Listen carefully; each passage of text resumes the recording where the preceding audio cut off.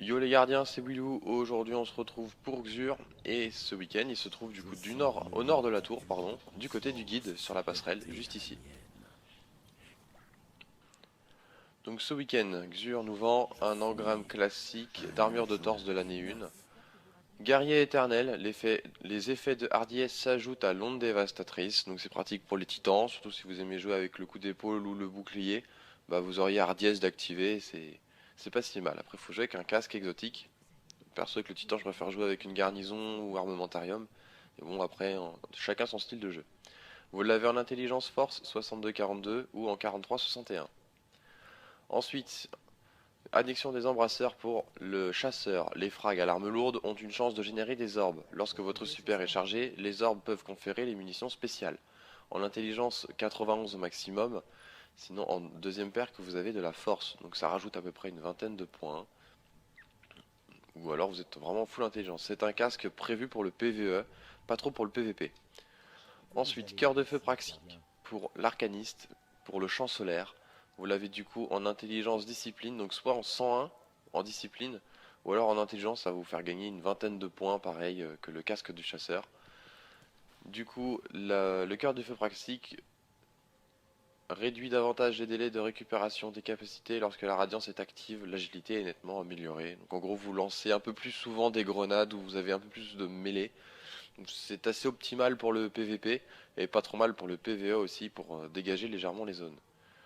Donc munitions de précision, munitions automatiques, donc c'est pas si mal pour le PVE en fin de compte.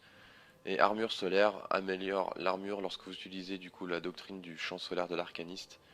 Et du coup vous avez aussi réduit les dégâts quand vous recevez des brûlures abyssales. Ouais donc pour le PVP il est pas si mal celui-là. Beaucoup de gens essayent de lancer des ondes dévastatrices où ils se font avoir au moment où ils le lancent, bah Hardiess vous rend un petit peu invincible. Donc moi c'est assez pratique en PvP. Et ces deux pour chasseur et arcaniste sont pratiques pour le PvE. Et en arme, nous avons la poupée vaudou qui est pas si mal. Cette arme tire en rafale illimitée. Vous avez balistique fine, balistique atténuée, contrôle de dérive. Donc je vous conseille de rester en balistique fine tout simplement parce que les autres freins de bouche vous font perdre un peu de portée. C'est pas le principe avec un fusil impulsion. Du coup je vous conseille de jouer avec l'équilibre idéal. Après, à vous de voir. Il faut savoir que munitions anti-armure emmerde un petit peu les snipers, étant donné que le viseur bouge beaucoup, et il y en a qui arrivent quand même à vous les mettre dans la tête. Donc voilà, je vous conseille vraiment de jouer équilibre idéal. On tire à la hanche, donc c'est pratique pour les situations d'urgence. Je sais que de manière générale, quand on me rush avec un fusil impulsion dans les mains, c'est pas forcément évident d'ajuster la visée, et du coup, tir à la hanche permet d'améliorer un petit peu. Justement, ce fait de ne pas viser en est tout de suite un peu plus maniable. Et du coup, la perque exotique, c'est malédiction. L'arme recharge instantanément et les dégâts augmentent momentanément après chaque frag. Les frags vous aideront à charger votre super, donc c'est vraiment une arme idéale pour le PVP.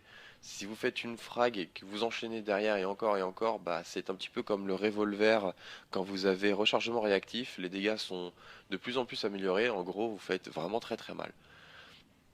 Et en plus de ça, c'est que votre arme se recharge assez. Comment est-ce que je peux dire ça? Se recharge assez souvent, hein, comme on peut le voir. L'arme recharge instantanément et les dégâts augmentent. Et aussi, chaque frag aideront à charger votre super de plus en plus. Donc c'est vraiment, vraiment très pratique pour le PVP, dans tout ce qui est choc ou domination. En Osiris, je sais pas si je peux la conseiller, étant donné qu'il y a quand même que 3 gardiens en face. Donc à voir, mais en tout cas c'est une très très bonne arme en impulsion, en exotique. Du coup, vous avez Fléau des Dragons en ornement dessus, qui est pas si mal. Après, il faut savoir que c'est une arme arcaniste, hein, donc ça ressemble un petit peu au Hamkara, je dirais. Mais c'est pas mal. Et vous avez Gris-Gris, que je préfère un petit peu plus. Du coup, ça se rapproche, comme vous voyez, vraiment de l'original. Avec les petits ossements, là. C'est franchement pas mal. Elle est vraiment très jolie. Pour ceux qui seraient plus ou moins équipés en poussière d'argentum aussi, vous avez l'Amida avec Survivaliste de l'Arctique. Donc c'est l'Amida en blanc. Et Mort Rouge avec Sorcière Blanche. Donc pareil, c'est la Mort Rouge en blanc. Donc après pour les moteurs à plasma, bah, vous avez bleu ou violet. Les lourdes ça change pas. 3 de deniers pratique pour des exotiques hein, si vous en voulez d'autres et que cela ne vous intéresse pas. Donc ça se loot pareil en fin de partie de PVP ou sur un boss ou peu importe. Et là pour ceux qui seraient équipés un petit peu comme moi en exotique, vous pouvez avoir des pièces étranges. Voilà, j'ai pas l'intention d'en prendre de toute façon. Voilà pour Xur ce vendredi 19 mai jusqu'au 22. Il est disponible jusqu'à dimanche 11 h, donc allez-y suffisamment tôt. Sur ce, à bientôt pour d'autres vidéos. Ciao.